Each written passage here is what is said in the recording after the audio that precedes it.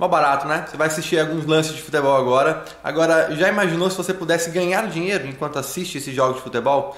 Pois é, existe uma profissão onde mais de 5 milhões de pessoas no mundo todo trabalham assistindo jogos de futebol, ou seja, ganhando dinheiro assistindo jogos de futebol, sem ter que vender nada pra ninguém, nada. É só você, seu computador e acesso à internet. Quer saber mais como é que funciona? Clica no link aqui embaixo que eu te mostro, beleza? Grande abraço.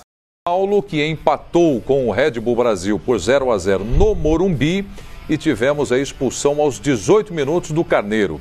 Então vou pedir para o Carlos Eugênio Simon falar a respeito dessa expulsão. Vamos mostrar aí e primeiramente sobre a arbitragem no jogo. Foi justa a expulsão, Simon?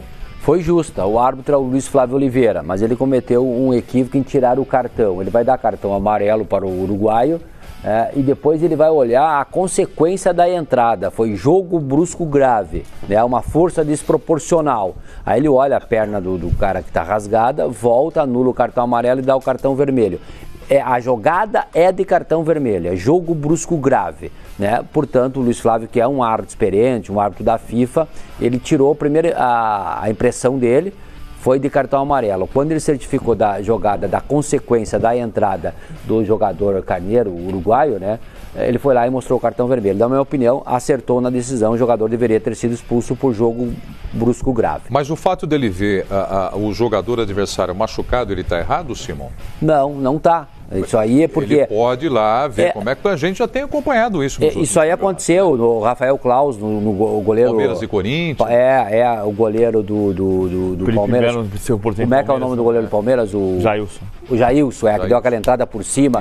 O árbitro é o Rafael Claus. Então aconteceu isso aí. Pode, isso aí é a consequência da jogada, que muitas vezes o árbitro não tem essa percepção, né? Pela experiência do Luiz Flávio, ele poderia não ter tirado o cartão. Quando é uma jogada forte assim, tu vai olhar a situação da perna, se fraturou a perna, não é se realmente está sangrando, a entrada foi muito forte. Aí tu apresenta o cartão vermelho e ponto. Ele mostrou, se precipitou e mostrou o amarelo. Depois foi lá e corrigiu, mostrando acertadamente o cartão vermelho. Eu já falei aqui que assim, o Simon é a autoridade máxima na arbitragem. Mas só a observação que eu sempre faço sobre esse tipo de lance. A gente já viu o jogador quebrar a perna em lance que não foi falta. Não, sim, isso é um acidente de trabalho. Agora, numa entrada dessa que o árbitro viu que foi falta, PVC, e ele vai certificar da jogada quando ele olha, então, quando ele vai próximo. Então ele tem que olhar, ele tem esse recurso, esse tempo suficiente para ir lá olhar, a consequência foi da bola dividida, não foi a bola dividida, no caso o cara pegou a bola, ele pegou só a perna do adversário. Aí sim, porque é um lance específico, isolado, que ele interpretou como falta. Pode acontecer, dois jogadores subir de uma bola, cair, dobrou o joelho e quebrou deu uma lesão no cruzado, ou fraturou a tíbia, sei lá, e não aconteceu a infração. Mas nesse caso, houve a falta marcada pelo árbitro. Aí a caracterização do cartão vermelho, porque a jogada foi forte mesmo. Pois é, com relação à expulsão do Carneiro, o Carlos Eugênio Simon já trouxe aqui as explicações.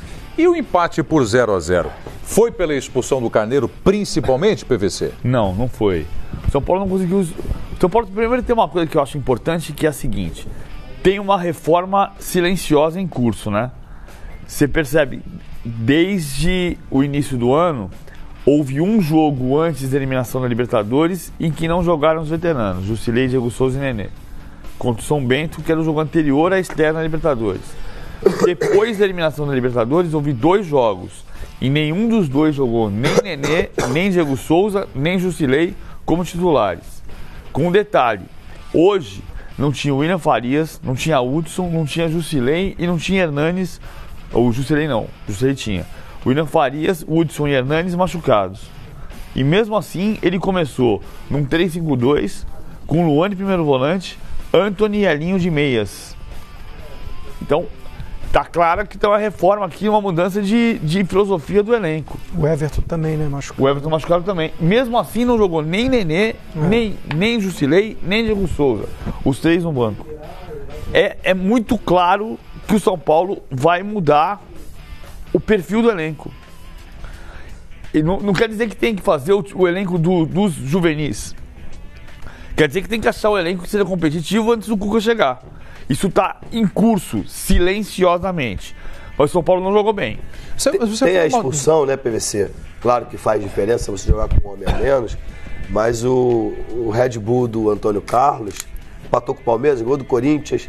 O Red Bull ele faz uma boa campanha. É o segundo colocado no grupo, tem 15 pontos. Ele faz uma boa campanha, então não dá para afirmar. Eu acho que o São Paulo tá ainda numa ressaca, sabe? Daquela de... Moral, da eliminação da Libertadores, que era o projeto mais ambicioso. Essa coisa do Cuca ter assumido e não ter assumido. Desculpa, Edmundo, deixa eu só fazer um papel aqui de jornalista, porta-voz do torcedor do São Paulo.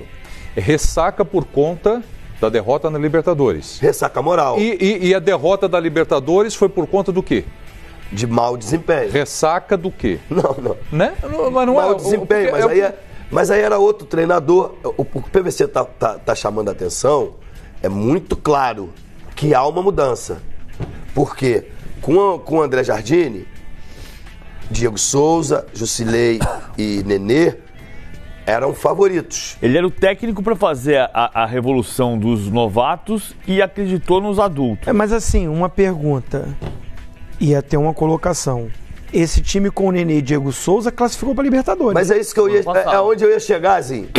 Onde eu ia chegar. Eu acho que assim, essa reformulação silenciosa não quer dizer que esses caras têm que sair. A minha opinião é que a diretoria do São Paulo não deu mais opções diferentes para esse time. Eu tenho batido nessa tecla que a característica dos jogadores de São Paulo são parecidos. Fica um time lento. Eu tô falando de um Por fato. isso perdeu a Libertadores. Eu tô falando de um fato. Agora você vê que é um time que não tem velocidade pelo lado. Não. O Everton não tá bem. Aí o Rojas machucado. Não tem mais isso. É uma reconstrução. Não é Nenê. É uma reconstrução. Não, porque ele jogando com o Rojas aberto de um lado e o Everton bem pela esquerda, jogou o Nenê e o Diego Souza e o São Paulo foi muito bem. Sim, mas é no primeiro turno. Sim. Segundo turno foi péssimo. Mas aí falta o quê? Elenco. Porque você tem o ano todo só com esses jogadores. A culpa não é no Nenê e do Diego Souza, mas o fato é assim, o São Paulo foi campeão no primeiro turno. Sim. E o segundo turno foi horroroso. Aí o Rojas machucou, Sim. o Everton machucou, não teve peça de reposição, matou o segundo turno do São Paulo. O primeiro turno do Nenê, em números, foi ótimo. O segundo turno foi horrível. Eu concordo com você. O que eu quero dizer é o seguinte, o São Paulo, a diretoria do São Paulo, viu esse segundo turno. Eu acho que nessa hora é que errou. Eu tô falando porque eu trabalhei nessa função. Se você tem um ano, que você tem um primeiro turno que você é campeão, que você tá com um elenco que tá rendendo, aí você perde 2 jogadores e isso faz com que o seu time caia. Sim. Aí você não busca no mercado pro próximo ano ter essas opções de reposição. Não, claro que tem. Eu acho que aí foi um erro. Os erros, tem vários erros que já são admitidos. O que eu tô chamando a atenção hoje é para um fato, é para uma informação. O São Paulo começou o ano jogando com Jusilei, Diego Souza e Nenê. Sim. Tanto que só não teve os 3 em um jogo, o Hernanes não que tinha foi o jogo ainda. dos jogadores poupados contra o São Bento. Até a eliminação da Libertadores. Depois da Libertadores, eu não estou dizendo que está certo ou errado, eu estou alinhavando o fato. Depois da Libertadores eliminada, você teve 2 jogos. Nos 2, não jogou nenhum dos 3.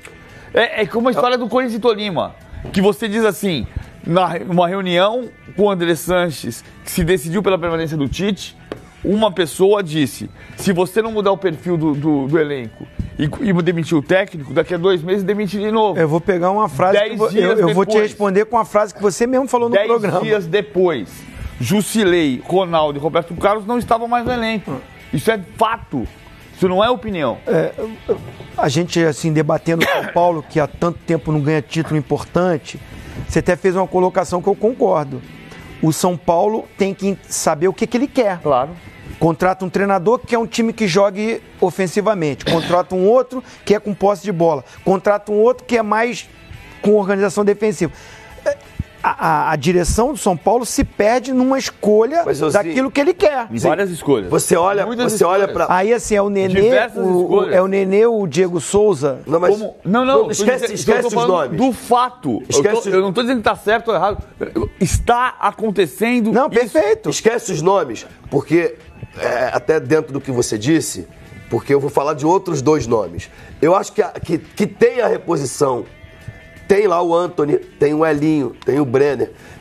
tem a reposição de jogadores com essas características do Jorge. Não estou falando de qualidade, estou falando de característica. Velocidade. Só que é a história que o PVC diz. Time bom consagra jogador ruim. Time ruim enterra jogador bom. O desafio de São Paulo é maior. Maior que eu digo o seguinte, é de reconstrução, de tamanho, de camisa, de imposição. O São Paulo de 93, 94, lá que era o nosso adversário mais direto, com 1 a menos, ia ganhar do Red Bull. Hoje o São Paulo está sem força para reagir. Por N motivos. Pode ser diretoria, pode ser comissão técnica, pode ser erro aqui, erro ali, sucumbir a uma pressão interna, uma pressão externa. Existe. Só que não dá mais para ficar parado no tempo. Está parado no tempo. Eu também acho, Edmundo, que assim, não é que você tem que tirar os veteranos e colocar os meninos. Não, é claro que tem uma reforma de